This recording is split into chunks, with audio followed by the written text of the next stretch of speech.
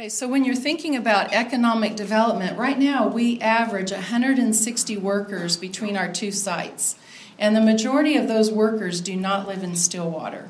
This is an aerial view of Highland Park that was taken last week. But we now own this entire 80 acres. It runs on the east side of Lambert Construction. It goes up here to the trees. It cuts over here, goes north like this, kind of jags, goes right up here. This is Crestwood Estates, keeps going north, and then over here to the farm. And our intent in buying this whole thing was future planning. We don't know. You know, everyone that keeps moving to town, we might need to build some other type of middle school or junior high in the future.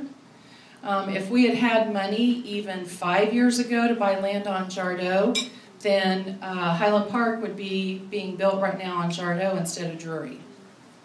But we didn't, so we're trying to plan for the future. Once we move in, and right now Highland Park is supposed to open August 1, so that'll give us plenty of time to get our teachers moved in, get them settled. Will Rogers is running a little behind, so it looks like Labor Day we'll have a massive moving party. Yes, I'll be doing that. And so once we get everybody moved in here, then we're going to slowly dismantle this Will Rogers. We're going to be selling the bricks. There are a lot of people that went to Will Rogers that want a memento. The school also is 63 years old. It has asbestos, so we have to hire a special team to come in and remove part of it.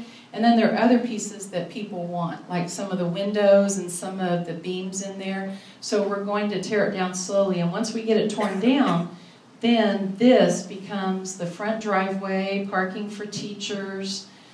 This driveway back here will be then for delivery trucks and buses. And then after school starts, the gate will shut, and then this turns into another playground area with tetherballs and basketball goals and all that kind of stuff. Once this gets removed, and here's another one of those detention ponds, that'll disappear. Then this area, after we get the drive-in and the parking, there'll be soccer out here. This is Cimarron Plaza. If you look down here, you can see our stadium. So this kind of tells you that, this is Boomer going north this way. We've hosted the smaller division football playoffs in there. And so when we talk about economic development, think about this. Here are 12 tennis courts. So we can now host state tennis. Here, 2 softball, 2 baseball. So why would we drive over to Claremore and do regionals for baseball? Let's do it in Stillwater.